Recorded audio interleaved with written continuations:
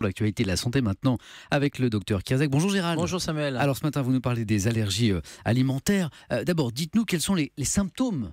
Comme toutes les allergies, il y a des symptômes qui sont parfois minimes, des petits signes, jusqu'au choc anaphylactique, ce qu'on appelle l'édème de Quincke, avec un édème généralisé. Et les allergies alimentaires sont plutôt des symptômes digestifs. C'est ce qu'on va trouver avec des démangeaisons au niveau de la gorge dès qu'on a ingéré un aliment, et puis des douleurs abdominales, et puis des symptômes qui peuvent être généraux, l'urticaire, de l'asthme, notamment chez l'enfant, où les allergies digestives se manifestent pas tellement par des signes digestifs, mais par de l'urticaire ou par un eczéma, par exemple, dès qu'il y a une ingestion. Alors, dans les principaux allergènes, il y a les fruits, les poissons chez les adultes, et puis chez les enfants, c'est plutôt l'œuf ou c'est plutôt l'arachide.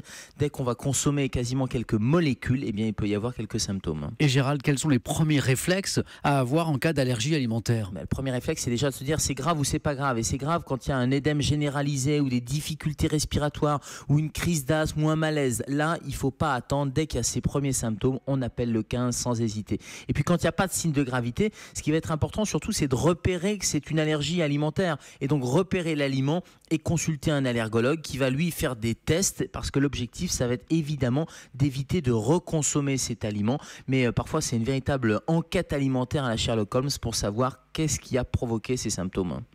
Gérald, enfin, dites-nous quels sont les traitements.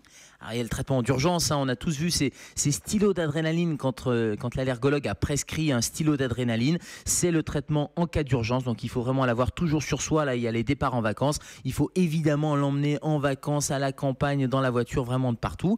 Et puis, il y a des antihistaminiques, bien sûr. Et le traitement de fond, et le vrai traitement, c'est l'éviction de l'allergène. C'est ne plus reconsommer cet allergène. Ça veut dire quoi? Ça veut dire connaître les aliments auxquels on est allergique, et puis lire les étiquettes, ça c'est fondamental. Et puis, il y a un traitement qui est la désensibilisation en cas d'allergie grave. Et puis un petit conseil quand même, c'est à l'étranger, et c'est souvent les étrangers qui font des allergies aussi en France, parce que on n'a pas les mêmes habitudes alimentaires et on lit pas les étiquettes suffisamment attentivement. Donc attention, on repère les aliments. Merci beaucoup docteur Kierzek pour ces bons conseils. Et on vous retrouve à 10h dans Europe 1 tout à l'heure avec Thomas Touroud. Et on se retrouve nous bien sûr avec plaisir demain dans Europe 1. Bonjour.